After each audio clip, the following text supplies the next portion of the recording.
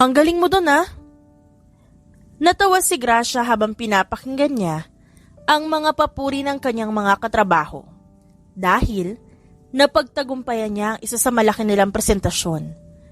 Isa siya sa mga nagpo-promote ng mga product ng kanilang kumpanya at ito na rin ang naging buhay niya mula nung umalis siya sa poder ng kanyang ama. Feel ko, bumilib talaga sa'yo si Sir. Nakangising sabi ni Lorna. Paano mo naman nasabi? Madalang lang kung mag-approve yun ng presentation eh. Madalang lang din na may nakapag-present sa kanya na hindi pinapahinto. Sure akong nagustuhan niya ang presentation mo. Dahil tignan mo, nakatapos ka. Ngumiti pa si Lorna sa kanya. Simula nang umalis si Gracia sa poder ng kanyang ama, ay naging maganda ang kanyang buhay. At hindi lang yun. Natuto ang dalaga na makisalamuha sa mga normal na tao. Hindi kaya na nakasanayan niya na paggising sa umaga, baril agad ang kaharap, training agad ang almusal, at sa gabi naman ay kontrata. Kaya naman ngayong mas maayos at mas magaan, natutuwa siyang magtrabaho. Gracia, pinapatawag ka ni Sir Jonathan. Office daw. Sabi ni Lorna. Okay, thanks. Mabilis siyang sumakay sa elevator, papunta sa opisina ni Jonathan, ang masungit na CEO ng pabango at isa rin sa mga taong hinahangaan ni Gracia. Nang tumunog ang elevator ay agad naman siyang naglakad papunta sa opisina ng binata. Hingang malalim bago pumasok si Gracia at naabutan niya ang kanyang boss na nagbabasa ng mga dokumento. Good morning, sir. Pinapatawag mo raw po ako? Formal na sabi ni Gracia. Yes. I like your presentation. I like the strategy on how you make money on our perfumes. Can I have that in my email? Formal na sabi ni Jonathan. Yes sir. Isisend ko po agad sa inyo. Salamat. Yumukod si Gracia. You're the head of the sales department, right? Tanong ni Jonathan. Hindi maiwasan ng binata na tignan ng inosenteng mukha ng babae, bagaman matalim ang mga mata nito. Wala kang nakikitang emosyon sa mga mata nito. Ngunit, nakakatawa na nakangiti pa rin ito. At ang gaan ng aura. Sumandal si Jonathan at pinanood ang dalaga sa kanyang harapan, habang si Gracia naman hindi mapakali dahil alam niyang tensyonado siya. Yes sir. Bakit po? I want to assign you to our mall. Ikaw ang bala kong mag-sales talk sa mga bumibili doon. At ikaw rin sana ang bala kong humalilis sa manager doon. Nanlaki ang mga mata ni Gracia at hindi niya maitago ang saya sa kanyang mga mata. Nawala ang kaninang malamig na tingin. Kailan po? Seryosong tinignan ni Jonathan ang dalaga. Bukas. Tulala at parang nakalutang na umuwi si Gracia pagkatapos ng kanyang trabaho. Pakiramdam niya bagong stepping stone na naman na nagawa niya. Binuksan niya ang gate ng kanyang apartment at nakitang nakabukas ang ilaw. Natigilan si Gracia at agad na nilabas ang kanyang baril na nasa bag. At dahan-dahan na naglakad papasok. Nang buksan niya ang pintuan, nakita niya agad ang bulto ng tao sa kanyang kusina. Nandiyan ka na pala. Ngumiti si Axel. Axel! Ibinaba niya ang kanyang baril. Ba't nandito ang magaling kong kapatid? Natawa si Axel at humarap para tignan ng kanyang nakatatandang kapatid. You welcome me with your gun? That's sweet. Inilapag ni Gracia ang kanyang mga gamit at mabilis na pumunta sa kusina.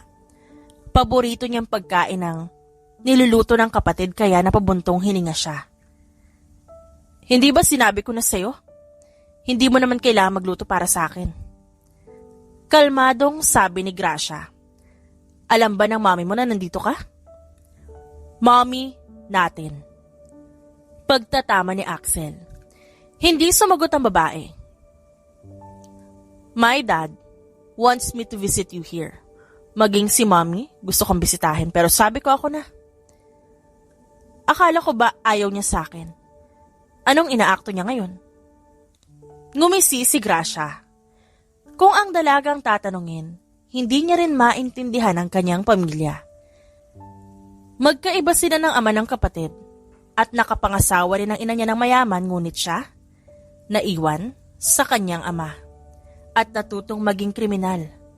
3 silang magkakapatid habang siya ang pangalawa sa kanilang lahat. Gracia. Hinawakan ni Axel ang kamay ng kapatid. Bakit ba ayaw mo manatili na lang sa bahay ko? You have a space there. Handa na lahat ng gamit para sa'yo. Umiling si Gracia. May asawa at anak ka na. At okay naman ako sa buhay na meron ako ngayon. Nakangiting saad ng babae. Are you sure? Hindi ka na ba gumagawa ng kung ano-ano? Natawa si Gracia. Nagbago na ako, no? Hindi na ako tulad no na kailangan mo papuntahan sa kulungan dahil sa magaling kong ama. Napailing si Axel at nakaramdam siya ng awa sa kanyang kapatid dahil sa hirap na pinagdaanan nito. Gustuhin niya mang ampunin ng kapatid, ito na mismo ang umiiwas sa kanilang lahat. At ang lagi nitong dahilan ay ang kanyang trabaho. Kumain na lang tayo, mukhang masarap itong niluto mo. Sabi ni Gracia. Napailing na lang si Axel at agad na inasikaso ang kapatid na nakatitig sa kanyang libro na nasa lamesa at mukhang malalim ang iniisip. Nang ma-assign sa mall si Gracia, mas lalo siyang namangha sa laki ng store at mall ng kanyang boss. Hindi niya akalain na makakatapak siya sa mall nito dahil masyadong mahigpit si Jonathan sa mga tao niya. Kung tutuusin, mas misteryoso pa ang binata kesa sa kanya. Thanks for buying it, ma'am. Ngumiti si Gracia. Narecommend mo, kaya naman bibili ako. Nadala mo ako sa mga salita mo, kaya ayan, nakabili ako ng marami. Nakangiting saad ng matanda. Tumawa naman si Gracia. At least, hindi ka magsisisi. Magiging amoy dalaga ka pa. Dumating naman ang break at saktong dumating si Jonathan. Kaya naman nagmamadali siyang mag-ayos ng kanyang sarili. Hindi niya alam kung bakit todo ang pagpapapansin niya sa binata at bakit gusto niya maging close ito. At sa edad niya, malabong magkaroon pa siya ng crush dahil asawa na ang gusto niya. Good afternoon, sir. Nakahanda na agad ang ngiti ni Gracia. How was your work? Tanong ni Jonathan. Okay naman po. Tinatangkilik po talagang pabango niyo, no? Kung sabagay, gamit ko po yung vanilla. Napatingin agad si Jonathan sa dalaga. Ginagamit mo? Gracia nodded cutely while smiling. Yes, sir. Napahagat si Jonathan ang kanyang labi at tumango. Nag-usap pa silang dalawa hanggang sa may naabutan silang nag-aaway sa hindi kalayuan. Kumunot ang noo ni Jonathan at nakita niya agad na isa sa mga staff niya na kaaway ang isang lalaki. Tinignan din yun ni Gracia at agad naglakad. Sinabi ko, di ba? Magbabayad ako? Ba't ba ayaw mo makinig sa akin? At di ka makapaghintay? Sigaw ng lalaki. Sir, ilang beses na po kayo nakabasag ng perfume eh. Idededuct po kasi sa amin yan. At isa pa po, kanina pa po kayo dito. Suspicious na po ang... Nagulat ang lahat nang mabasag ang isang mamahalin na perfume. At maging si Gracia, napaawang ang bibig. Agad siyang napalingon kay Jonathan nang lumapit ito. At hinablot ang leeg ng lalaki kaya agad napasinghap ang lahat. Maging si Gracia na nakatayo sa gilid, hindi makapaniwalang napatingin sa binata. You're messing with the wrong mall, mister. Saad ni Jonathan. Bitiwan mo ko! Ngumisi si Jonathan at pakiramdam niya, nandidilim ang kanyang paningin. Hindi kita bibitawan hanggat hindi ka humihingi ng pasensya sa lahat ng naagrabyado mo. Nahihirapan man huminga, natawa pa ang lalaki. Ikaw ba may-ari nito? Yes. Stop messing with me because it can get worse. Natigilan si Jonathan na may maramdaman siyang malambot na palad na humawak sa kanyang palapulsuhan. Nang tignan niya yon, Nakita niya ang umiiling na si Gracia, kaya pakiramdam ng binata bumalik siya sa katinuan. We can settle this in a calm manner. Let me. Mahinahong saad ng babae.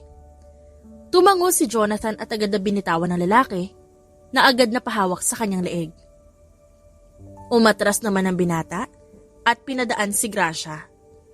Ngumisi ang dalaga at agad hinila ang braso ng lalaki at binali patalikod kaya napahiyaw ito. At halos kalampagin ang sahig sa sobrang sakit. Kapag sinabi ng staff na hindi pwede ang ginagawa mo, tumigil ka. Ayoko nang paulit-ulit, naiintindihan mo? Bulong ni Gracia habang nakaupo siya sa likod ng lalaki na tango ng tango. Sir, hindi na raw siya uulit. Napalunok si Jonathan at namamangha na napatingin sa dalaga. Guards, take him! Nang matapos sa trabaho si Gracia, dumiretso siya sa kanyang mga kaibigan sa kanilang dating tambayan.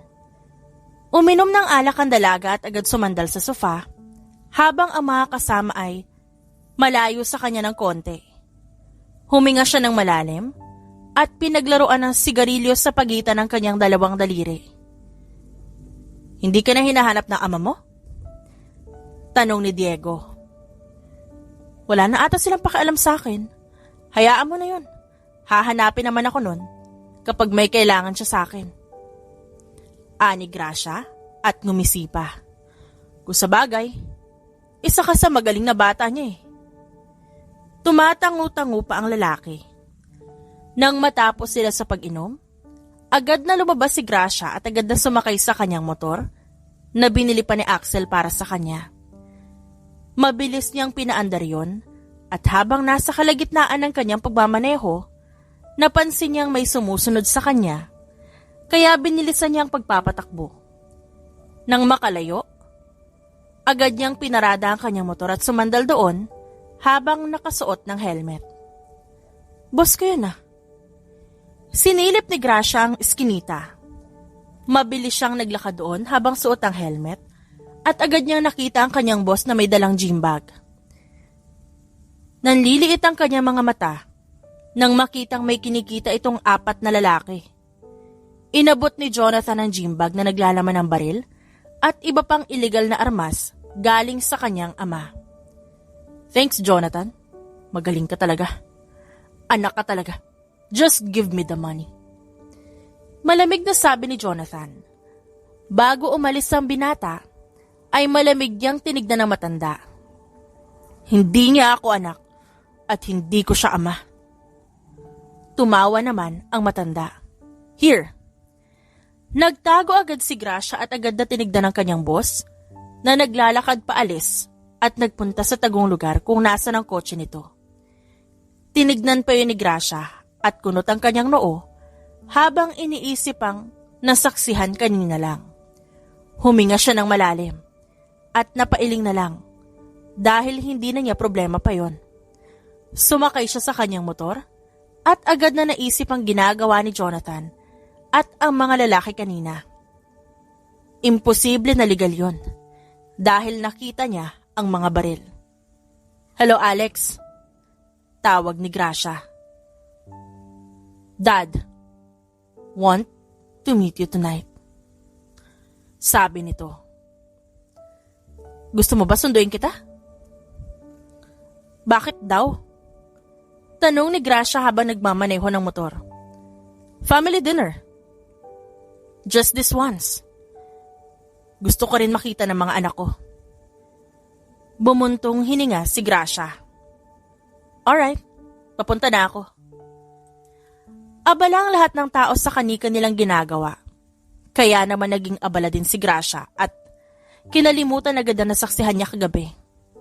Kinalimutan niyang may nakita siya at may narinig na hindi naman tama. Uy, nandyan ang daddy ni Sir Jonathan. Naku, gulo na naman to. Sabi ni Lorna. Ha? Bakit naman? Tanong ni Gracia na nag-aayos sa harap ng vanity mirror. Ay, hindi mo alam? Tanong ni Lorna. Umiling naman siya at agad kinuha ang kanyang pabango.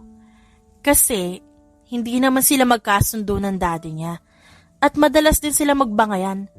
One time nga, narinig ko yan si Sir Jonathan na hindi niya kinikilala na ama si Sir Jonas at never na silang magiging maayos. Ganun? Hindi talaga sila maayos? Tanong ni Gracia. Tumango naman si Lorna. Hiwalay ang parents niya, ayon sa pagkakaalam ko. At may kanya-kanya ng pamilya, kaya naman ganyan na ugali ni Sir Jonathan. Kaming lahat dito takot sa kanila mag-ama kapag magkasama. Kaya naman sa buong maghapon, naging abala si Gracia sa building kaya naman hindi maiwasan na marinig niya ang pag-uusap ng mag-ama.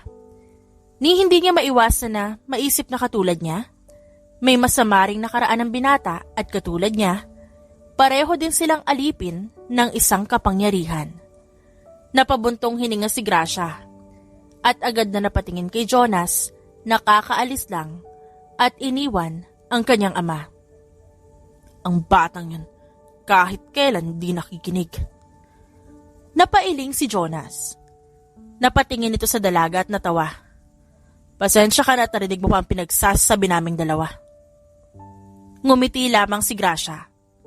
Wala nga po ako narinig. What? Nagtatakang tanong ni Jonas. Muli siyang ngumiti. Wala po ako naririnig kapag ibang buhay ng isang tao ang pinag-uusapan. Tumawa naman si Jonas at tinuro ang dalaga. Tama yan. I like it. Mabilis na umalis dun si Gracia at agad na pumunta sa minibar na meron ng kumpanya para puntahan ng kanyang boss. Nang makapasok, nakita niya si Jonathan na tahimik na nag-iinom at ang kaninang nakaayos na long sleeve ay nasa siko na nito. Mabilis na nilapag ni Gracia ang alak, kaya napatingin sa kanya ang binata. What are you doing here? Dito po ako dinala ng mga paa ko. Simpleng sagot ni Gracia. Salamat nga pala sa pagpapadala ng isang kahon ng random perfumes. Binuksan ng dalaga ang alak at sinalina ng baso ng binata na nakatitig sa kanya. Inom. Napailing si Jonathan at agad na kinuha ang baso ng alak. At hindi siya makapaniwala na isang empleyado pa makakasama niya sa malungkot na araw niya. Nakakainis siya. Bahagyang tumawa si Jonathan at hinalo ang alak. Hindi pa nga ako tapos sa trabaho, may panibago na naman. Habang gumagawa naman ako ng legal na pera, eto siya gumagawa ng paraan para makabenta sa illegal na gawain. Kaya kayo nagkasagutan kanina? Bumuntong hininga si Jonathan. Hindi niya mapigilan na maglabas ng sama ng loob sa babae. Hindi niya din alam kung bakit at mas lalong hindi niya maintindihan kung bakit unti-unti ay nagiging magaan ang pakiramdam niya kay Gracia. Tinignan niya ang babae na pinapaikot ang daliri sa tunggaan ng baso habang seryosong nakatitig doon. I was the one who's in charge of the illegal transaction. Wala siyang mautusan sa mga anak niya na ngayon ay nasa bahay lang. At ako lang ang napagbubuntungan niya ng galit sa tuwing palpak ako. Anger filled my heart. The disgust. Everything. To the point that I didn't recognize him as my father. Go ahead. Magkwento ka lang, makikinig ako. Mahinahon na sabi ni Gracia. Natigilan naman doon si Jonathan at napalunok. Why? Why are you doing this? Ngumisi si Gracia. Sabihin na natin na ramdam kita. Masama ba yun? Umiwas ng tingin si Jonathan at bumuntong hininga. Hindi na siya bata na pwedeng umiyak at sabihin ang lahat ng nararamdaman niya. Ngunit pagdating kay Gracia, pakiramdam niya ay madali lang. Pakiramdam niya, kaya niyang maglabas ng sama ng loob. Bagay na hindi niya nagawa noon pa man. Ganyan ang buhay, sir. May mga taong uubusin ang buong pagkatao mo.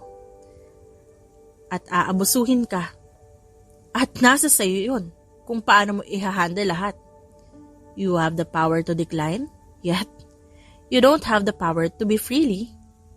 Do it. dahil kakainin ka ng guilt. Tama ba? Hindi nakasagot si Jonathan. I'm not free. Dahil ayaw mong kumawala.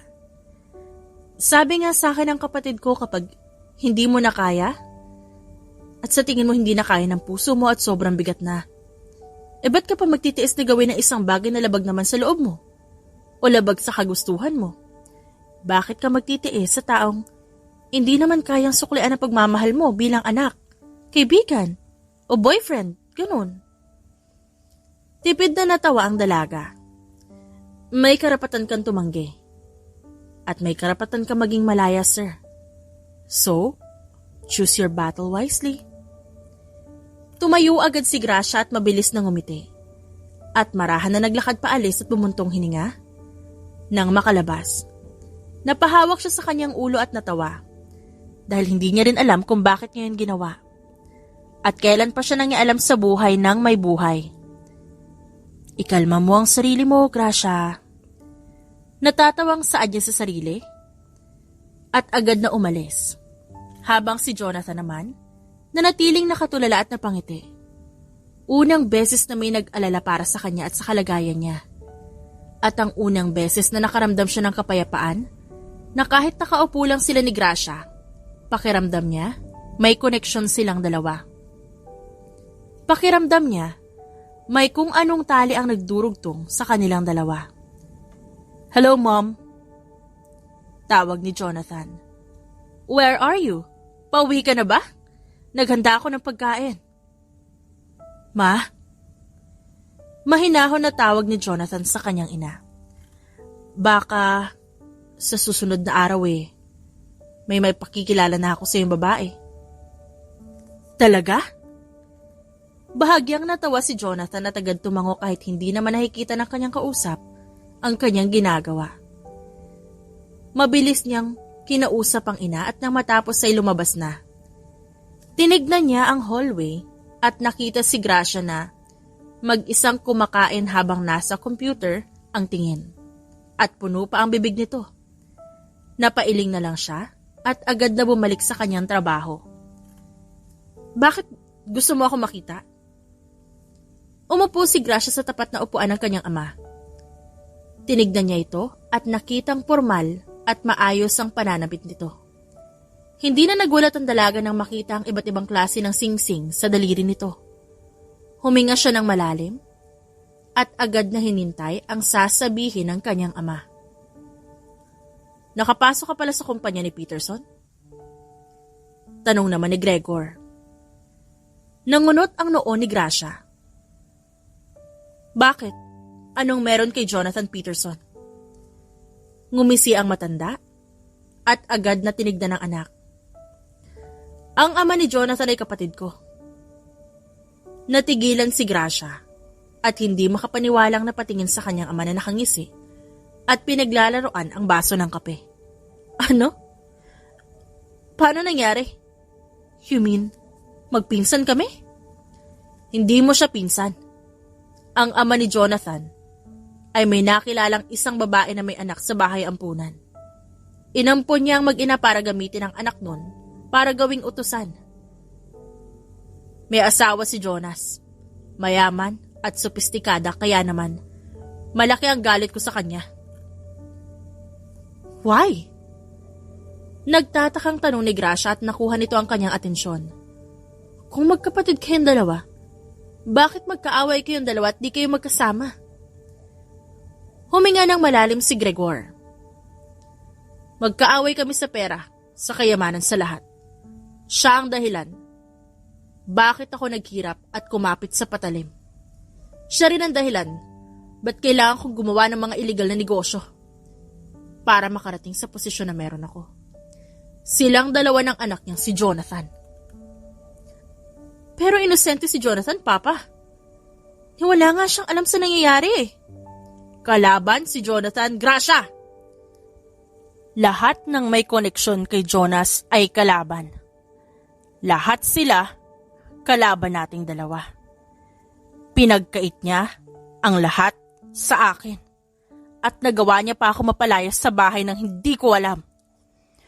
Kung wala akong kakayahan na manipulahin ng mga tao, baka dati pa lang, patay ka na. Natigilan si Gracia at napalunok sa sinabi ng kanyang ama. Pero naniniwala pa rin siyang inosente ang binata. At naniniwala din siyang hindi magagawa ni Jonathan ang sinasabi ng kanyang ama. Paninindigan niya na biktima din si Jonathan kagaya niya.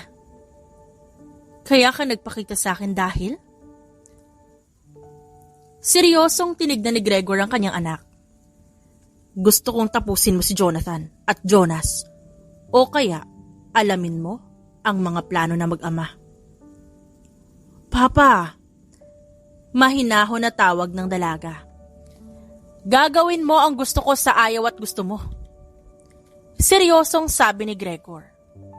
Hindi na nakapagsalita pa si Gracia nang tumayo na agad ang kanyang ama at naiwan siyang nakatulala habang hawak ang baso ng kape.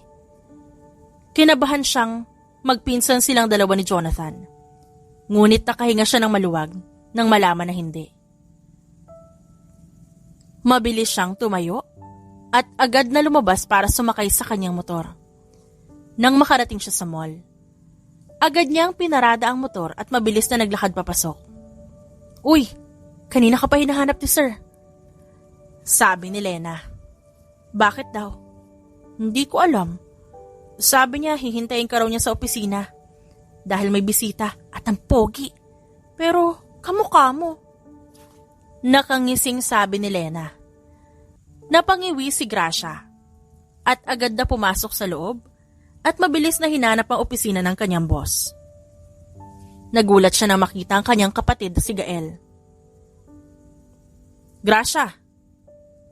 Ngumisi si Gael at agad hinalikan ng pisngi ng dalaga. Anong ginagawa mo dito? Tanong ni Gracia sa kanyang kapatid. Tinignan ng dalaga si Jonathan na nakakunot ang noo habang nakatingin sa kanilang dalawa. Napalunok naman si Gracia at agad tinignan ng kapatid. Kaibigan ko po si Gael. I know him. We're friends too. Mababakas ang pait sa boses ni Jonathan. Natawa naman si Gracia. At agad na hinila si Gael papunta sa isang sulok. Agad niyang tinignan ang kapatid na nakangisi sa kanya. Anong ginagawa mo dito? Binibisita ka. Ano pa ba? Hindi mo sinabi na dito ka pala nagtatrabaho? Hindi ka naman nagtatanong. Tsaka isa pa ayoko nandito ka. Bakit naman? Hinawakan ni Gael ang braso ng kapatid. Ayaw mo ba ako makita? Kauuwi ko lang ng Pilipinas, oh. Umirap si Gracia at agad tinignan ng kapatid. Nagpapasalamat siya na hindi ito sumama sa kanya sa poder ng ama. Marahil, bunso ito sa magkakapatid ay minabuti ni Gracia na protektado niya ito laban sa kanyang ama. Ngayon pa na nalaman niya na kapatid ng kanyang ama ang ama ng kanyang boss. Kaya hindi niya tuloy alam ang gagawin. I miss you. Hindi ka na pala pumupunta sa bahay. Miss ka na rin nila, mommy. Sige na, umalis ka na nga. Pupunta na lang ako sa bahay mo mamaya. Ngumisi si Gael at agad na niyakap ang kapatid. Sabi ko na di mo talaga ako matitiis. Nang makabalik sa trabaho ay nagulat si Gracia nang maabutan si Jonathan sa gilid. Nakahalukip-kip at masama ang tingin sa kanya, kaya hindi niya maiwasan na magtaka. Kaya agad siyang lumapit sa binata. Sir, bakit po kayo nandyan? Pupunta ka sa bahay ni Gael? Tanong ni Jonathan. Hindi niya alam bakit siya nakakaramdam ng inis. At ikaw pa ang pupunta? Gano'n na kayo katagal na magkakilala? Napakurap naman si Gracia. Bakit niyo po natanong? Huminga ng malalim si Jonathan. Wala lang. Natanong ko lang. Dahil kilala ko si Gael, lahat na ata ng babae na napupunta sa bahay nila, uuwi na umiiyak. Napasinghap naman doon si Gracia at ngayon lang niya nalaman ang tungkol sa kanyang kapatid. Ngunit bakit siya natutuwa sa reaksyon ni Jonathan? Bakit gusto niyang nakikita na inis ang mukha ng binata at gusto niyang matawa? Dahil gusto niyang mang-asar, kaya gagawin niya ito. Pupunta lang naman ako doon para kumain. At invited ako eh. Bakit? Anyway, ano kaya magandang perfume, sir? Yung sexy, ganon. Ano kaya? Shut up. Putol ni Jonathan at agad umayos ng tayo. Hindi ka pupunta sa bahay niya dahil marami ka pang gagawin. I will send 2 boxes of perfume tonight. Tumawa naman si Gracia sa naglalakad na si Jonathan palayo. Kinagat niya ang labi at agad na tinignan ng binata na inis na pumapasok sa loob. Ilang araw na ang nakalipas at palagi na silang magkasama ni Jonathan. At wala ni isang araw na hindi sila nagkausap. Mas naging komportable si Gracia sa binata dahil na rin sa labis na pinagdaanan nila. Iniisip pa rin ng dalaga ang plano ng kanyang ama sa inosenteng si Jonathan na ang tanging ginagawa lang, sumunod sa mga utos ng ama nito. Bakit niyayaya mo akong kumain ngayon? Anong meron? Nakangiting tanong ni Gracia. Halos lahat ng tao sa restaurant nakatingin sa kanilang dalawa. Gusto ko lang na sabay tayong kumain. Ayaw mo bang lumabas muna at magpahinga kasama ako? Sabi ni Jonathan. Nagtaas ng kilay si Gracia. Sabihin mo nga sa mismong harap ko. Interesado ka ba sa akin? Nagulat dun si Jonathan at pakiramdam niya. Malapit na siyang mabuking ng babae. Noon pa man ay pinapanood na ng binata si Gracia. Magmula na makapasok ang dalaga, lagi na niya itong napapansin. At idagdag na maangas ito at kapag hindi sila magkasama, nakikita niya kung ano ang tunay nitong ugali. No. Sagot ni Jonathan at syempre hindi siya magsasabi ng totoo. Okay lang naman kung interesado ka sa akin, wala namang problema. What? Ang lakas ng confidence mo sa sarili mo. Tumawa ang dalaga at pinagmasdan ng binata. Interesado rin ako sa iyo eh. Pakiramdam ni Jonathan, humiwalay ang kaluluwa niya sa kanyang katawan. Nagsimulang mamula ang kanyang pisngi na para bang siya ang babae sa kanilang dalawa. Napalunok si Jonathan at tinignan si Gracia na nakatitig sa kanya. Hinahangaan lang kita pagdating sa pagmamanage mo ng negosyo. Somehow, I can relate to you. Pakiramdam ko nga, may isang tali na nagdurugtong sa ating dalawa. I feel that too. Tinignan ni Jonathan ang baso sa kanyang harapan. Nararamdaman kong nagiging komportable ako kapag ikaw ang kasama ko. Sa tingin ko nga sa'yo lang ako nakapagkwento ng mga nararamdaman ko eh. Ngumiti naman si Gracia. Di maganda. Mas nabibuild yung bond natin na sa isa't isa, di ba? Ayaw mo nun? Kung ayaw mo, bakit naman? Wala naman ako sinabi, ang daldal mo. Bahagyang tumawa si Jonathan at agad na kumain. Pagkatapos nilang kumain ay balik trabaho na agad silang dalawa. Ginanahan agad magtrabaho si Gracia dahil sa pagkain ngunit pagod siya pagkatapos. Inalala niya pa rin ang plano ng kanyang ama. Ngunit gusto ng dalaga bago siya kumilos, alam niya muna ang pinanggagalingan ng lahat. Kailangan niya munang malaman ang history ng pamilya ng kanyang ama at ni Mr. Jonas. Close na talaga kayo ni Sir, no? Nang aasar na sabi ni Tera. Di naman. Sagot ni Gracia habang nag-aayos ng mga gamit sa lamesa. Sus, usap-usapan kayong dalawa dito eh. Akala nga namin minamamagitan na sa inyong dalawa. Tumawa lang si Gracia at agad niligpit ang kanyang gamit. Gabi na, tahimik na ang buong paligid. Huminga siya ng malalim at agad na sumakay sa kanyang motor. At agad na nagmamaneho pa uwi sa kanyang apartment. Ngunit habang nasa kalagitnaan siya ng pagmamaneho, bigla na lang sumayad ang motor niya sa kung saan dahilan para tumilapon siya. Nagpagulong-gulong si Gracia at agad niyang binalanse ang sarili at hinawakan ang kanyang ulo. Silipin niyo kung buhay pa. Saad ng lalaki na sakay ng isang motor. Bilis! Utos naman ng isa. Mabilis na huminga ng malalim si Gracia at agad na tumayo at hinila ang lalaking humawak sa kanya. Hinagis niya yun sa kung saan. Mabilis siyang umikot at agad na sinuntok ang ilong ng isa pa, habang ang isa naman ay sa mata. Tinignan niya ang mga lalaki at marami sila kumpara sa mga dati niyang nakakasalamuha. Anong problema niyo? Wala kaming problema sa'yo. Ngunit meron kaming kailangan sa'yo. Nabalitaan namin na ikaw ang anak ni Gregor? Ang sindikatong mayaman na galing pang ibang bansa. At ikaw ang tinuturo sa amin ng boss para patayin. Sino naman ang nag-utos sa inyo at sinong boss nyo?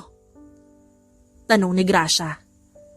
Mukhang alam niya na dahil malaki ang galit ng ama ni Jonathan sa ama niya.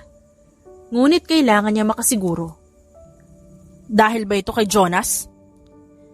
Natigilan ng kalaban at si Gracia naman ang ngumisi. Huminga ng malalim ang dalaga at inayos ang kanyang helmet. Humalukip-kip siya at tinignan ang kotse na nasa hindi kalayuan ng kanyang kinatatayuan bago niya tinignan ang mga lalaking nasa kanyang harapan. Sabihin mo sa boss mo, ako ang harapin niya na mag-isa. At walang taong katulad niyo. Mahinahon na sabi ni Gracia. At sino ka para utusan kami? Sigaw ng isa. Itinagilid ni Gracia ang kanyang ulo at ngumiti. Dahilan? Para maningkit ang kanyang mga mata. Hindi naman ako nag-uutos. Nakikiusap ako. Sumeryoso ang mukha ni Gracia at agad kinuha ang kanyang motor. Ngunit, lingid sa kaalaman niya, nanonood si Jonathan sa gilid habang sakay ng kotse nito. Nagtagis ang panga ng binata dahil alam niyang ang kanyang ama ang nag-utos at alam niya rin ang hidwaan sa magkapatid na Oliveros at ang kanyang ama.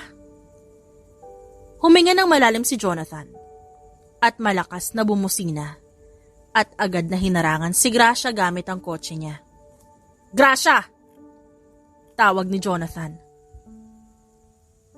Napalingon doon ang dalaga at natigilan nang makita si Jonathan. Sakay! Utos nito. Tinignan niya ang kotse ng lalaki na nakaharang para hindi makita ng mga nasa likod ang kanyang ginagawa. Huminga ng malalim si Gracia at agad na kinuha ang kanyang gamit bago marahang sumakay sa kotse ni Jonathan. Agad na minaneho ng binata ang kotse at mabilis na umalis doon. Paano mo nalaman na nandito ako? Kilala ko ang ama ko. At lahat gagawin niya para mawala ang isang taong kinakaayawan niya. Seryosong sabi ni Jonathan. At ako yun? Tanong ni Gracia. Huminga ng malalim si Jonathan at humigpit ang hawak sa manibela. Dahil isa kang anak ng kanyang kapatid. Mabilis na umilag si Gracia at agad na hinampas ang lamesa sa lalaking nasa gilid niya. Dumating agad ang kanyang mga kaibigan para tulungan siya kaya naman agad niyang kinuha ang kanyang kutsilyo at mabilis na sumugod sa mga lalaki nakasakay sa isang puting van na nasa labas. Ingat, Gracia! Sigaw ng babaeng kaibigan niya. Hindi niya alam bakit sunod-sunod ang nagiging panganib sa kanilang lugar. Pakiramdam niya, sa araw-araw na naglalakad siya, ay laging may nakasunod sa kanya. At isa lang naman, ang may gusto siyang mamatay, ang ama ni Jonathan. Huminga ng malalim si Gracia at napahawak sa duguan niyang tagiliran. Maging ang kanyang braso dumudugo na rin, dahil mag-isa lang siya kanina. Ano? Susuko ka na? Saad ng nakasuot na maskara na isang lalaki. Akala ko ba, ikaw ang pinakamagaling na anak ni Gregor? Nagtagis ang panga ni Gracia at agad nilingon ng lalaking yon. Nakasuot ito ng purong itim na hindi niya makita ang hugis ng katawan nito. Huwag kang umasang susuko ako. Dahil sa ngayon nagpapahinga lang ako. Nasa loob sila ng isang bar at lahat ng tao ay tumakbo na dahil sa takot. At ang iba naman nawalan na ng malay dahil natamaan. Agad na sumugod ang lalaki na nakasuot ng itim na maskara, ngunit naging mas mabilis ang kilos ni Gracia na parang walang iniinda na sakit sa kanyang katawan at sunod-sunod ang kanyang atake. Malaman ko lang ang pagkakakilanlan mo. Hindi mo magugustuhan ang ganti ko. Bulong niya dito. Tumawa ang kanyang katunggali. Manang-mana ka sa iyong ama. Malakas ang hangin sa katawan at puro kayabangan lang pinapairal. Agad na nahawakan ni Gracia ang balikat ng lalaki at tinapik yon. Tumalon siya sa kalapit na island counter at malakas na sinipa ang mukha nito. Kaya tumumbay ito at agad na tumilapon sa lamesa. Mabilis na nilapitan niya ang lalaki at lumitaw doon ang isang tattoo ng ahas. Boss! Nagpaputok ang mga lalaki dahilan para magtago si Gracia. Buhatin niyo, bilis! Sigaw ng isa pang lalaki. Alam niyang nasugatan niya sa pulso ang lalaki at sapat na yun para sa kanya, para matandaan ang pagkakakilanlan nito. Nang mawala silang lahat, agad siyang tumayo at napasigaw dahil sa sakit na kanyang nararamdaman. Dahil meron siyang mga sugat. Ngunit nawala ang kaninang masakit nang makita niya ang humahangos na si Jonathan papasok sa loob. Gracia! Gracia! Sigaw ni Jonathan habang may hawak na baril. Nandito ako! Seryosong sabi ni Gracia at normal na tumayo. Nanlaki ang mga mata ni Jonathan at agad tumakbo palapit sa dalaga. Hindi niya na makilala pa ang mukha ni Gracia at hindi na halos makilala ang damit na suot nito dahil sa mga sugat at hindi matigil sa pagdugo. Nanginginig na hinawakan ni Jonathan ang kamay ni Gracia na nakatitig sa kanya. Oh my God! I'm late! Ngumisi naman ang babae. No, sakto lang ang dating mo, Jonathan. Napasinghap ang binata at agad binuhat ang dalaga. Natataranta siya at hindi mapakali, kaya agad niyang nilapag si Gracia sa loob ng backseat ng kotse. Mabilis siyang sumakay sa driver's seat at minaneho ang kotse papunta sa penthouse niya. Ilang oras ang naging biyahe nila nang makarating sila doon. Dahan-dahan, paalala ni Gracia habang inaalalayan siya ng lalaki. Binuhat ni Jonathan ang dalaga papunta sa elevator at hindi niya maintindihan ang galit na nararamdaman niya. Pakiramdam niya magba-blackout na naman siya sa sobrang galit sa kanyang ama. Nang makarating sa penthouse, agad na inagapan ni Jonathan ang mga sugat ni Gracia na nakatitig lang sa kanya. Jonathan, I knew this will come, but I couldn't do anything. Alam ko ang plano ng ama ko laban sa daddy mo, pero anong ginagawa ko? Takot. Bullshit. Natatakot lang ako at naiinis ako na wala akong magawa para pigilan yon. Jonathan, hindi mo naman kasalanan. Wala kang kasalanan. Kung hindi niya lang ako pinagbantaan, gamit ang mami ko, hindi ito mangyayari. Hindi ito nangyari sa'yo. Hindi dapat ito. Pinagbabantaan ka? Gamit ang mami mo? Napapikit na lang si Jonathan dahil natatakot siya. Natatakot siya para sa kaligtasan ng kanyang ina habang siya ginagawa ang lahat para hindi siya pagbuntungan ng galit ni Jonas. Huminga ng malalim si Gracia. Dahil ganun din ang nararamdaman niya. Dahil gusto niya ring protektahan ang mga kapatid niya. Gusto niyang maging maayos ang lahat ngunit mas may nasasaktan pa pala. Alam ko mangyayari ang bagay na to. Pero wala akong magawa. All I can do is to rescue you. To take care of you. I'm so sorry. Umiling si Gracia at agad nang umiti. Malaking bagay ang pag-aalaga mo sa akin. At ang totoo, okay lang ako. Naranasan ko rin ang mga naranasan mo. At nasanay na lang din ako. na magiging maayos to pagkatapos. I'm not a saint. At ang ama ko rin ang dahilan ba't ako nagrebelde sa pamilya namin. He also turned me into a monster. Ang inosenteng Gracia sa kumpanya, no. That's only a facade. I am bad, very bad.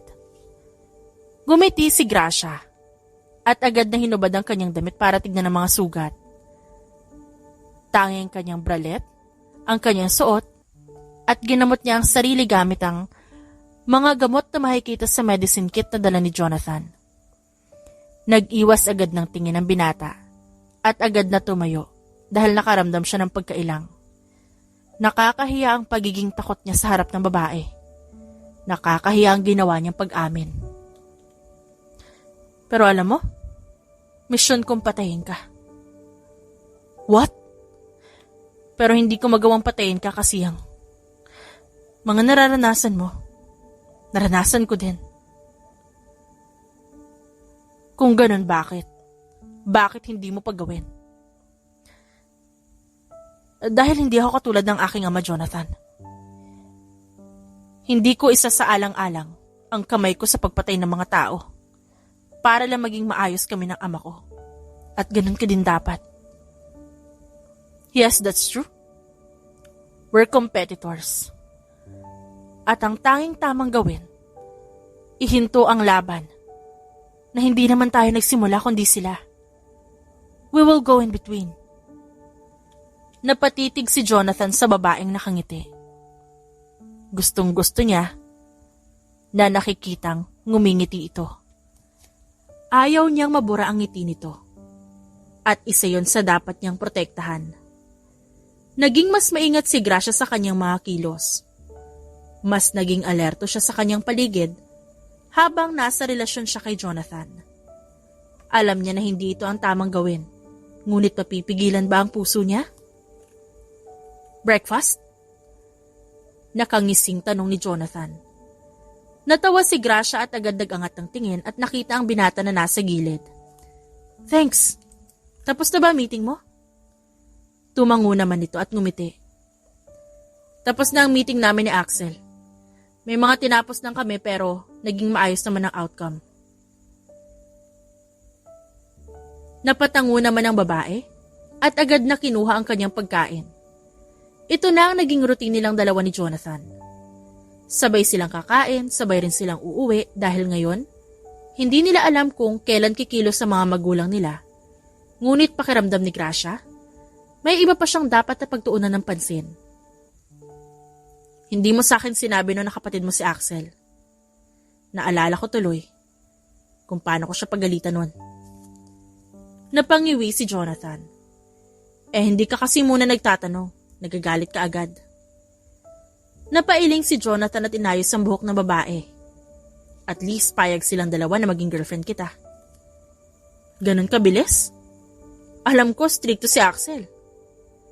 Ako pa ba? I'm not a Peterson for nothing. Naging abala sila sa trabaho sa mga sumunod na araw at walang hinto ang kanilang ginagawa. Gustuhin man na umiwas ni Gracia sa binata, hindi rin naman mababago ang lahat. Ganun pa rin ang mangyayari sa kanilang dalawa. Bawal nga na pag-ibig, ngunit masarap naman sa pakiramdam ang ginagawa nila. Mom? Tawag ni Gracia sa kanyang ina. Gracia, your brothers are missing. Natatarantang saad ni Gabriela. What? Hindi namin sila mahanap. Hindi ko alam kung saan sila nagpunta. Wala sila sa kanilang mga bahay. Isang tao lang naman na may galit sa atin eh. Si Jonas yun. Please, Iha, hanapin mo silang dalawa. Nanginginig ang boses ni Gabriela. Hinahanap na rin sila ni Gregor. Napapikit na lang si Gracia at agad bumuntong hininga. Binaba niya ang tawag at agad dinilat ang kanyang mga mata. Hindi niya alam kung ano pa ba ang gusto ng matanda. Mabilis na lumabas si Gracia sa kumpanya at sumakay sa kanyang motor para hanapin ang kanyang mga kapatid. Hello, Jonathan. I think I know where they are.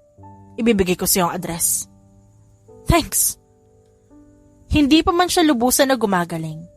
Hindi niya yun inalintana. Mabilis ang pagmamaneho niya at nakarating siya sa isang talyer. Bumaba si Gracia at tinanggal ang kanyang helmet at pumasok sa mismong loob. Ingay ng makina ang maririnig. Ganon din ang mga nagtatawa ng lalaki sa kabilang gilid. Gracia! Mabilis na hinila ni Jonathan ang dalaga na nanlalaki ang mga mata. Makikita ka dyan! Nasaan ang mga kapatid ko? Tanong ni Gracia. Nasa loob sila at nakaupo. Marunong ba silang lumaban? I don't know, but yeah, they were trained years ago. Hindi sila uubra kay Axel. Lalo na laking training din ng isang yan, habang si Gael naman, kalmado at pilosopo. Kaya sa kanya ako nag-aalala. Iniisip ni Jonathan na hindi rin naman siya uubra sa kanyang ama. Takot siya noon pa man, ngunit nag-training din siya noon. Hindi nga lang malakas kumpara sa kanyang itinuturing na ama. Huminga ng malalim si Jonathan at agad tinigdan si Gracia. Kukunin ko ang mga kapatid mo. Ikaw nang bahala mag-distract sa kanila. Paano ka? Kapag nalaman to ng daddy mo, hindi ka paparusahan? Sa tingin mo? Ngumiti si Jonathan. I need to make things right. Kagaya ng pinag-usapan nila, ganun nga ang ginawa nilang dalawa. Siya ang naging kalaban ng kalalakihan at mas naging intense pa ang laban nang makilala niya kung sino ang lalaking may tattoo. It was Jonathan's dad. Ngayon magkaharap silang dalawa at diretso ang tingin sa isa't isa. Kailan mo balak tumigil? Kapag lahat namatay na? Kapag lahat nasaktan mo na? Ganun ba? Ano ba nagagawa sa'yo ng mga to? Did this satisfy you? Huh? Kapag nawala na kayo mag-ama, hihinto na ako. Si Gregor lang naman ang dahilan kung ba't ako naging ganito eh. Kung di niya lang sinira ang mga plano ko noon, sa aming pamilya, sana. Kasama ko siyang ginagawa ang mga bagay na to. Ba't di mo nalang tanungin ang ama mo? Di na kailangan. Pareho lang naman kayong ganid sa pera. Pareho lang naman kayong sakim at makasarili na parang walang pamilyang naghihintay sa inyo. Tama ako, hindi ba? Kakaiba ang tabas ng dila mo. Manahimik ka! Tinutok ni Jonas ang baril sa babae. Ngunit akmang ipuputok niya ito nang humarang si Jonathan. Jonathan! Please stop! Bakit hindi na lang natin ito pag-usapan? Ba't hindi na lang natin? Huwag kang mangingialam. Hindi naman kita kaano-ano. Isa ka lang naman sa mga utusan ko kaya huwag kang mangialam. Napalunok si Jonathan at parang punyal yun na tumama sa kanyang dibdib. Napaawang ang kanyang labi at napatingin sa matandang nasa harapan. Sa kanilang likod ay si Gregor na nanunood at pinagmamasdan sila. Ganun pa man, matapang na humarap si Jonathan. Hindi mo nga ako kaano-ano. Ngunit ikaw ang naging dahilan ba't ako naghihirap ng ganito? Kumunot ang noo ng matanda. Ikaw ang bumago sa akin. At ikaw ang tumapos sa maganda kong buhay. Kaya oo, hindi mo ako kaano-ano pero hindi ibig sabihin nun, hindi ko na kaya pang lumaban. Manahimik ka, Jonathan. Gusto mo na naman bang masaktan? Sigaw ni Jonas at gigil na hinawakan ng baril. Ngumisi si Jonathan habang si Gracia ay nasa likod at handa ng kumilos. Nakaramdam siya ng awa, ngunit hindi ito ang tamang oras. Simula ngayon, pinuputol ko na ang anumang ugnayan sa ating dalawa. At simula ngayon, magkalaban na tayo. Mabilis na tumakbo si Gracia sa penthouse ni Jonathan, ngunit wala na doon ang lalaki. Napahilamos sa mukha ang babae at bumuga ng hangin para ikalma ang sarili. Tinawagan niya agad ang kanyang ama, ngunit hindi naman ito sinasagot ang tawag. Jonathan, isang clue lang, isang clue at pupuntahan kita. Dahil sa pagsuway ni Jonathan ay malaking parusa ang kahihinat na nito. Kaya naman grabe ang pag-aalala ng dalaga, lalo pat alam niyang mas lalong nagalit si Jonas dito. Fort Laurel. Basa ni Gracia sa isang lugar na nakalagay sa isang papel na nasa drawer ng binata. Nandito ka ba, Jonathan? Hindi na nagdalawang isip pa si Gracia at agad na tumakbo papunta sa elevator. Nang makarating sa ground floor, agad siyang tumakbo papunta sa kanyang motor at nagmaneho. Kagat ni Gracia ang kanyang labi ngunit nakatanggap siya ng tawag galing sa kanyang ama. Wala akong panahon para kasama ko si Jonathan. Kung gusto mo pa makita ang buhay ang lalaking to, pumunta ka sa Fort Laurel. Sa likod doon may malaking warehouse. Nandiyan na si Jonas. Bye. Nanlaki ang mga mata ni Gracia at nakapagtataka na gano'n ang boses ng kanyang ama. Anong nangyayari? Mabilis niyang hinanap ang lugar at nakita agad ang isang museum. Mabilis niyang pinarada ang motor at naglakad papasok at nakita ang isang malaking warehouse sa likod at huminga siya ng malalim. Bisita? Ngumisi si Jonas nang mahawakan ang balikat ni Gracia. Napasinghap ang babae at hindi siya nanlaban pa nang dalhin siya nito sa loob. Sa dalawang malaking aquarium, nandoon ang kanyang ama. At si Jonas na nakatali ang kamay pataas at nanlaki ang mga mata niya nang makita kung anong nangyayari. Napasinghap si Gracia at tinignan si Jonas na tumatawa at nakatitig sa kanya. What are you doing? Tanong niya. Huwag ka nang magtanong at iligtas mo ang lalaking yan. Pero paano ka? Tanong ni Gracia at napalunok. Ngumisi si Gregor. Masyado akong malakas para alalahanin mo. Iligtas mo na yung lalaki mo. Narinig ni Gracia ang palakpak at agad siyang pinalibutan ng mga lalaki. Isa-isa silang sumugod sa kanya at isa-isa ring pinatumba. Sipa doon, tadyak dito, batok doon, hampas dito. Yun ang kanyang naging galaw.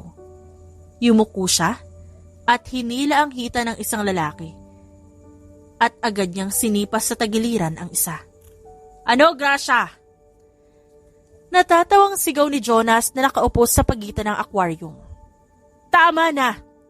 Ba't mo ba ito ginagawa? Napakaraming tao ang nadamay dahil sa galit na hindi naman namin naiintindihan. Hindi mo maintindihan ang galit ng isang panganay na anak na walang ibang hiniling kundi maging mabuting anak sa kanyang ama. Ang galit ng panganay ang gusto kong iparanas sa inyong lahat. Lahat ng sakit, galit, poot, lahat-lahat. Sigaw nito. At sa tingin mo, ito ang magandang gawin para sa galit na nararamdaman mo? Tingin mo? Tama to? Tingin mo magiging masaya ang mga anak mo kapag nalaman nila ang ginagawa mo? Shut up! Ginagawa mo lang kaming tanga, Jonas. Ngumisi ang ama ng dalaga na nanonood sa likod dahil kahit sa ang anggulo, humahanga siya sa tapang ng kanyang anak. Hindi kailanman galit ang sagot sa lahat ng nararamdaman mo. It will never be the answer to your question and to what you feel. Tama na. Kahit anong sabihin mo, hindi mo mababago ang lahat, Gracia. Sama-sama tayong mamamatay sa madilim na nakaraan at sama-sama tayong ililibing. Nanlaki ang mga mata ni Gracia nang makita ang 3 bomba na nasa aquarium. Tinignan niya ang kanyang ama na nilagay ang daliri sa labi na nagsasabing huwag maingay. Tinignan niya si Jonathan na halos hindi na makadilat ang isang matahabang umiiling. Ngayon mo sabihin sa akin, naiintindihan mo ba ang galit ko? Naiintindihan mo na ba na kayong dalawa ang punot dulo ng lahat? Na lahat ng pinaghirapan ko na walang bigla dahil sa inyong dalawa. Tigilan mo na to, Tito Jonas. Mag-usap tayong lahat, please. Hindi mo kailangan gawin ang bagay na to. Hindi mo kailangan na maging masama para lang makaganti sa amin. Please. Umiling si Jonas at agad na patingin sa pinto nang pumasok ang kanyang asawa at mga anak. Ganoon din si Axel at Gael na nanlalaki ang mga matang nakatingin sa kanila. Nanlaki din ang mga mata ni Jonas at napatingin sa kanyang asawang umiiyak. Jonas, tama na, nagmamakaawa ako sa'yo, tigilan mo na to. Nelly. Bulalas ni Jonas at nabitawan ng balisong. Anong ginagawa mo dito? Niyakap ni Nelly ang asawa. At habang abala sila doon, agad na kumilos si Gracia at agad tinulungan si Jonathan. Pumatong siya sa upuan at agad hinagilap ang tali ng lalaki. Mahirap man nagawa niyang ilabas ang lalaki. Papa! Natigilan si Gracia na makitang tinatanggal ng kanyang ama ang bomba na nakadikit sa aquarium. Anong ginagawa mo? Tara na! Hindi ko pwedeng pabayaan si Jonas. Pinabantayan siya sa akin ng lolo mo. Kaya akong bahala sa kanya. Mabilis na tumakbo si Gracia papunta sa labas kasama si Jonathan. Agad silang lumabas at napatingin kay Jonas na nakahawak na sa balisong. Kaya nanlaki ang mga mata ni Gracia at napatingin sa asawa ng matanda na nakaupo at umiiyak na tinitignan si Jonas. Papa! No! Nanlaki ang mga mata ni Gregor nang tumama ang balisong sa kanyang tiyan. Hinawakan niya ang kanyang kapatid na galit na nakatingin sa kanya. Ngunit tinitigan lang siya nito. Jonas, patawarin mo ako. Ngunit kailangan kong gawin ang bagay na dahil utos ng ating ama. Sinungaling! Mahal tayo ng tatay natin. Ikaw ang dahilan kung ba't pinaubayan niya lahat sa'yo. Patawarin mo ako. Sana nabawasan ko ang galit sa puso mo. Tila natauhan naman si Jonas at unti-unti niyang nabitawan ang balisong. Agad na kumilos si Gracia, Axel at Gael. Hinila nila ang dalawang matanda at sabay-sabay na tumakbo at sa pagkakataong yon, sumabog ang buong warehouse at lahat sila tumilapon sa kung saan-saan. Sumigaw si Jonathan, tinatawag ang pangalan ng babae at hinila siya ng anak ni Jonas palayo. Nanlalaki ang kanyang mga mata nang makita ang dalagang walang malay at nakayakap sa kanyang ama. Tumulo na lamang ang mga luha sa mata ni Jonathan. Jonathan! Natatawang iniwas ni Gracia ang kanyang katawan sa tubig na paparating sa kanya. Kumuha ulit ang binata ng tubig at agad na dinala sa dalaga dahilan para magtawanan silang dalawa na halos mawala ang kanilang mga mata. Buwan na ang lumipas at sa mga buwan na yon naging maayos ang lahat. Naging mas maliwanag ang lahat at mas naging presko ang utak ni Gracia at inayos nilang hidwaan ng magkapatid. Careful! Paalala ni Jonathan sa babae habang naglalakad sila sa buhanginan. Are you happy? Masaya akong sa wakas. Sarili naman natin yung inaayos natin. Saad ni Gracia at napapabuntong hininga. Buwan na rin na nakalipas. At lahat ng yon, pinapalitan natin ng masayang memorya. Umupo sila sa isang sun lounger. Hinawakan agad ni Jonathan ang hita ng dalaga at pinatong sa kanyang hita. Hindi ko alam kung anong gagawin ko kung sakali man na hindi kita nakita o nakilala. Imaginein mo, isang takot at walang paninindigan na Jonathan, nakakilala ng isang matapang at palaban na si Gracia. Ngumiti naman si Gracia at hinaplos ang kamay ng lalaki. Pareho lang tayong takot at gustong sumunod na lang sa mas nakakataas sa ating dalawa. Marami tayong problema na pinagdaanan at dinaan na lang sa baso ng alak. Pero alam mo kung ano mas mahalaga? Yung ngayon. Kung anong meron tayo ngayon. Nagkatinginan silang dalawa. Nababasa sa mga mata ng binata ang pagmamahal habang nakatingin sa babae. I just want to cherish every moment with you. Gusto ko, lagi tayong magkasama dahil hindi naging mabuti sa ating dalawang mundo. It may be harsh, but I know we can endure it together. Ngumiti si Gracia. I know. At gagawin ko rin ang lahat para sa relasyon nating dalawa. Sa araw na yun, ginawa nila ang iba't ibang activities na meron sa Batangas. Napakasaya ng araw na yun para kay Gracia. Dahil dumating ang kanyang pamilya, kasama si Jonas at Gregor nang magkasama. Masaya niyang pinagbasta ng dalawang taong naging tulay ng pagkakakilala nila ni Jonathan. At masaya siyang nakikitang maayos na ulit ang magkapatid. Kumusta ang biyahe? Masaya naman. Muntik pang hindi magkasya sa eroplano. Natatawang sabi ni Axel kasama ang mga anak at asawa nito. Okay naman, magluluto ako. Sabi naman ng ina ni Gracia kasama ang bagong asawa nitong nakangiti sa kanya. Come on! Natawa na lang si Gracia at agad na hinawakan ang kamay ni Jonathan. Pumunta sila sa isang rest house ng pamilya niya at doon na natili. Napuno ng tawanan at hiyawan ang buong sulok ng bahay dahil sa mga bata at matatanda. Tinignan ni Gracia si Jonathan, nakausap si Jonas. Kaya napangiti siya ngunit bumaling ang kanyang tingin sa ama na nakatingin sa kanya. Bakit?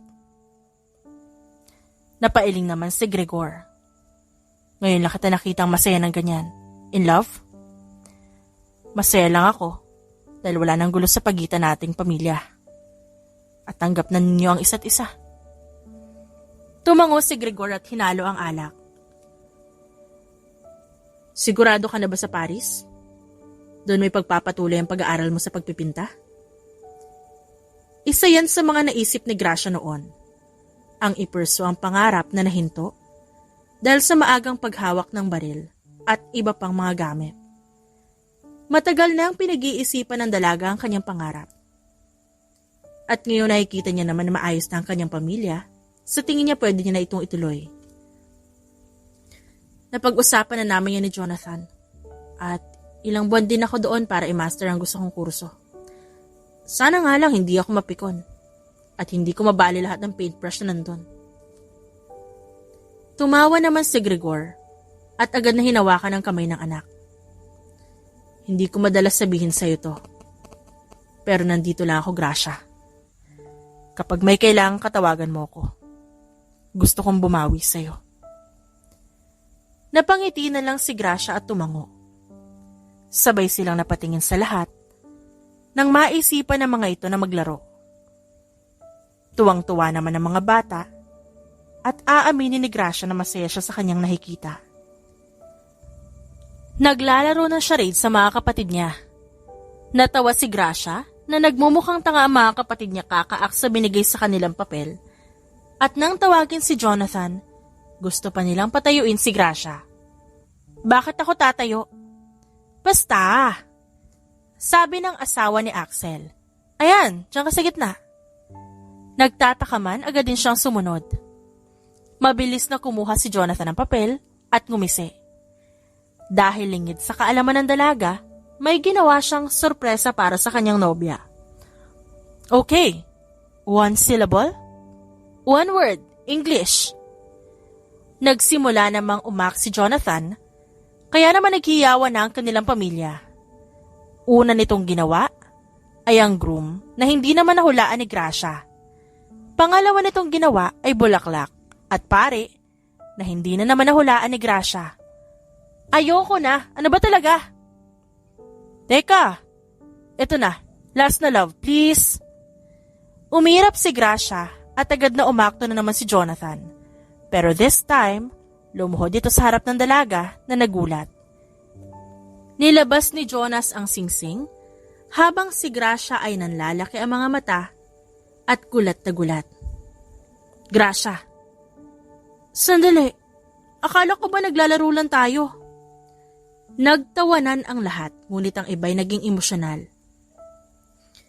I know, we faced struggles, and we faced hardships. But above all else, I'm always choosing you. Gracia, will you marry me? Hindi na nagpatumpik-tumpik pa at agad na tumango si Gracia. Hinalikan niya ang binata na tumayo na rin. Humiwalay sila sa isa't isa at agad namang isinuot ni Jonathan ang singsing sa daliri niya. Naghiyawan at nagsigawan ang lahat ng naroon. I love you, Gracia. Ngumiti naman ang babae. No. I love you. I love you more. Years later, we're home, Mommy and Daddy! Mula sa kusina, rinig na rinig ni Gracia ang sigaw ng kanyang dalawang anak na lalaki. Kaya agad siyang lumabas. Sina Julius at Julio, nakapa mga high school student at nasa star section. Ilang taon ang nakalipas magmula na ikasal silang dalawa ni Jonathan. At pagkatapos nila ikinasal, lumipad sila papuntang Paris para ipagpatuloy ang kanyang kursong gustong kunin. At ngayon, isa na siyang sikat na pintor ng iba't ibang style ng art sa buong bansa. Kumusta ang school? Wala na bang bullies? Tanong ni Gracia sa mga anak. They're scared of us, Mom. Besides, Daddy talked to them. And besides, Dad threatened their families. What? Ginawa yun ng Daddy mo? Yes, Mom. As what Kuya is saying, papabagsakin po ni Daddy ang kumpanya ng pamilya na nambubuli sa aming dalawa no first day. Ngumiti pa ang bunsong anak ni Gracia na parabang proud sa ginawa ng kanilang ama. Hindi makapaniwala si Gracia sa kanyang mga naririnig. Alam niya ang ugali ng asawa, ngunit nakakagulat lang na pagdating sa kanilang mga anak, hindi niya ito makilala. Nagbabago ang ugali nito. Naiintindihan niya naman dahil ayaw ni Jonathan na naagrabyado ang kanilang anak. Wala pa po si Daddy. It's Friday. Hindi pa ata tapos ang trabaho ng Daddy mo. Mauna na lang tayong... At sino nagsabing busy ako? Ngumisi si Jonathan na kadarating lang dala ang 2 boxes ng pizza. Daddy! Napangiti si Gracia at tumango sa asawa. Kahit kailan, hindi ito nahuli sa kanilang pagkain na parabang isusuko niya lahat ng meeting para makasama silang tatlo. Napakabuti ng kanyang asawa. Kahit na maraming taon na ang lumipas, kahit meron na silang mga anak, hindi pa rin nagbabago ang pakikitungo nito sa kanya. Nangako silang dalawa sa isa't isa na hindi makakaramdam ang mga anak nila ng kakulangan sa atensyon at pagmamahal ng mga magulang. Mahigpit nilang pinag-usapan ang bagay na yon. Kaya naman masaya si Gracia na hanggang ngayon, nasusunod nila ang pangako sa kanilang mga anak at sa sarili. Kumain na tayo. Ngumiti si Gracia. Kumusta naman ang asawa ko? Is everything going well? Oo naman. Sa kwarto na tayo mag-usap. Malaki ang ngisi ng asawa ni Gracia sa kanya. At tumango. Nang matapos sila sa pagkain, si Jonathan naman na nagligpit ng pinagkainan. Tinulungan naman ni Gracia ang mga anak sa pag-aaral. Nang matapos ay sabay-sabay silang nanood ng paboritong palabas hanggang sa makatulog ang mga bata. Ako na mag-aasikaso sa kanila. You should rest, love. Ngumiti si Jonathan at hinalikan ng noon ng asawa. Thank you. Nagligpit muna si Gracia na makakalat at sumunod na rin sa kwarto at nakitang may ginagawa si Jonathan sa banyo. Hindi niya yun pinansin at agad na naupo sa kama habang nagtatanggal ng makeup dahil galing din siya sa trabaho. Napansin ni Jonathan ang asawa kaya agad niyang sinarado ang gripo. Mabilis siyang lumapit at masuyong hinalikan sa labi si Gracia. Are you tired? Naghanda ako ng pampaligo mo. Kamusta pala ang trabaho? Okay naman. Mabenta pa rin ang mga paintings sa art gallery. Kailangan ko umattend sa New York ng isang special event. Ayaw mo ba talagang kumuha tayo ng kasambahay? Masuyong tanong ni Jonathan habang inaasikaso ang damit ng asawa. Mas gusto kong ako ang hahawak sa mga anak natin. Di naman ako pagod. Pero may mga pagkakataon na nakakaramdam din. Sabay na tayo? Nang makalusong sa malaking bathtub, malalim ang naging pagbuntong hininga ni Gracia at napasandal sa kanyang asawa.